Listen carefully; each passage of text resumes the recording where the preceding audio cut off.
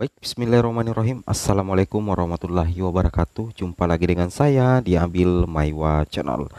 Jadi teman-teman, channel ini merupakan channel pendidikan tempat kita berbagi tentang aplikasi pendidikan, Microsoft Office, serta tips dan triks komputer. Jadi pada video kali ini kembali lagi admin akan mencoba mengupdate informasi terbaru seputar P3K Guru di tahun 2022-2023. Yang mana di sini Bapak Ibu ya, kami akan berbagi video informasi khusus untuk P2 dan P3 yang wajib bersiap-siap ya.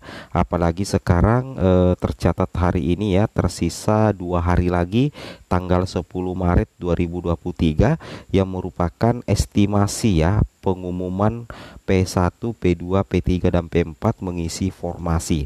Nah, di sini sebelum kami lanjut kami ingin menginformasikan bahwa video ini khusus untuk P2 dan P3 terkait resmi bahwasanya untuk penempatan P2 dan P3 nantinya itu berdasarkan perankingan nilai tertinggi untuk mengisi formasi.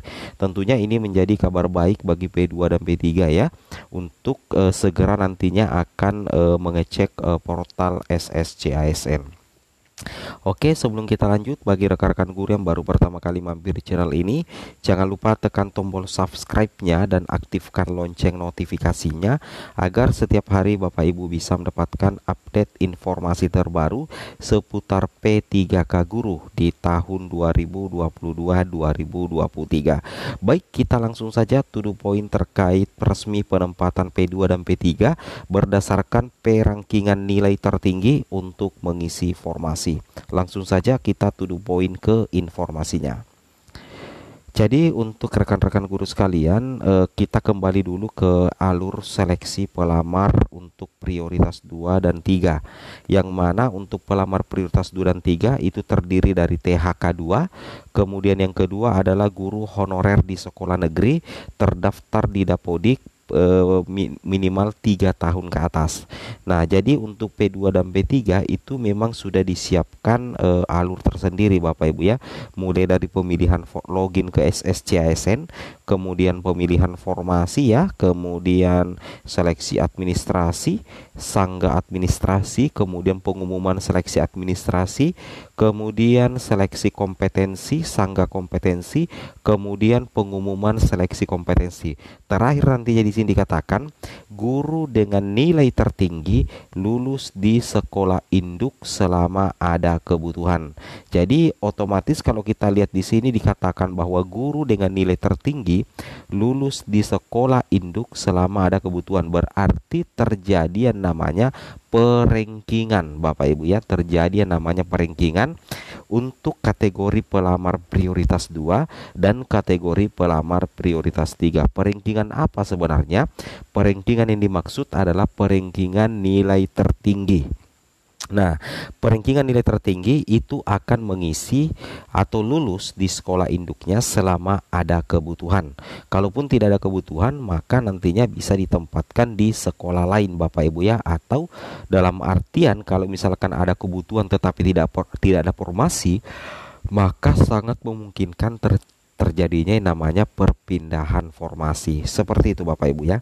Ini pembuka kita pada hari ini untuk P2 dan P3.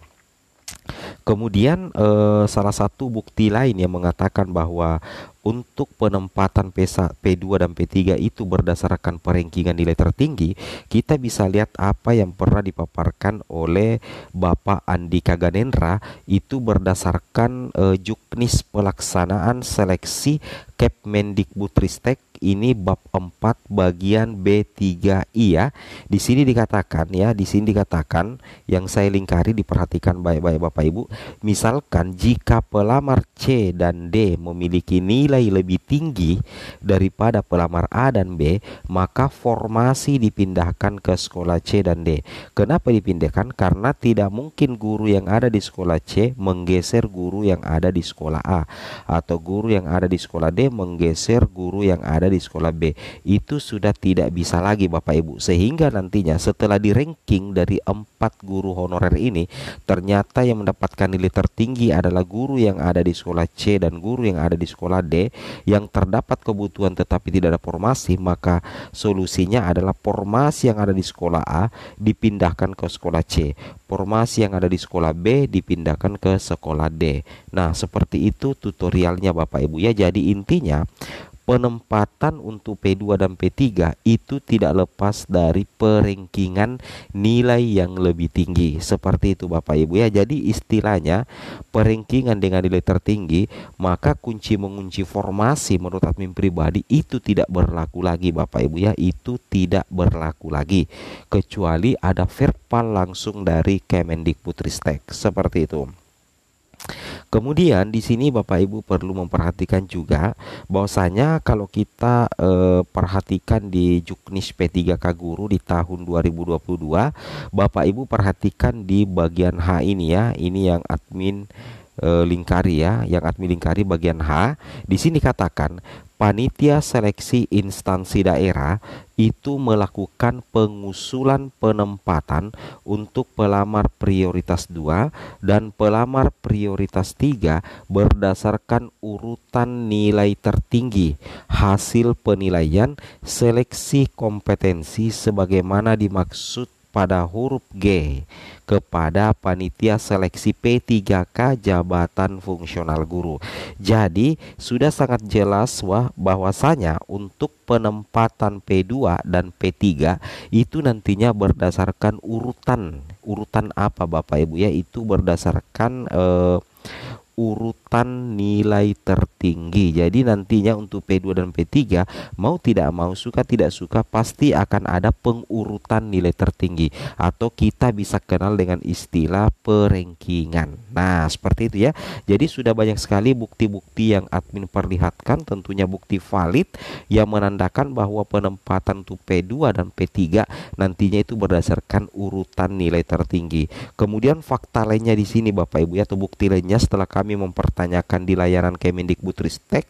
Di sini dikatakan ya, Bapak Ibu bisa perhatikan, selamat siang, selamat datang di layanan Kemendikbud dengan Ferry untuk P2 dan P3 yang bisa mengisi formasi guru nilai tertinggi lulus di sekolah induk. Nah, jadi sudah sangat jelas ya, P2 dan P3 yang bisa mengisi formasi guru nilai tertinggi lulus di sekolah induk selama ada kebutuhan. Jadi di sini berlaku yang namanya perengkingan berdasarkan jawaban dari Kemendikbudristek. Nah, kemudian di sini katakan pelamar yang lulus akan ditempatkan di sekolah induknya. Jika tidak ada kebutuhan, maka akan ditempatkan pada sekolah yang membutuhkan. Di ranking urutan prioritas Bapak Ibu ya. Jadi seperti ini perengkingannya, yaitu P2 atau THK2, kemudian baru P3 guru non ASN di sekolah negeri yang terdaftar di Dapodik dan memiliki masa kerja paling rendah 3 tahun dan diurutkan berdasarkan nilai dalam instansi. Jadi intinya untuk pelamar prioritas 2 dan pelamar prioritas 3 untuk penempatannya nanti itu akan di ranking berdasarkan urutan prioritas dulu, kemudian masuk dalam urutan nilai Bapak Ibu ya. Seperti itu. Itu yang harus Bapak Ibu pahami dan Bapak Ibu cermati. Ini resmi dari Kemendikbud. Nah, untuk informasi berikutnya siap-siap besok ya, tanggal 9-10 Maret tentunya. Maka untuk mengecek penempatan untuk P1, P2, P3 dan pelamar umum sebenarnya ada 3 website resmi Bapak Ibu ya. Yang pertama https guru-p3k.kemdikbud.co.id. Kemudian untuk mengecek kelulusan individu itu bisa mengunjungi sscisnbkn.co.id. Kemudian untuk mengecek kelulusan kolektif itu Bapak Ibu bisa cek di data sscisnbkn.co.id. Seperti itu Bapak Ibu ya. Jadi semoga video ini bermanfaat. Kurang lebihnya mohon dimaafkan. Wabillahi taufik wal hidayah. Wassalamualaikum warahmatullahi wabarakatuh.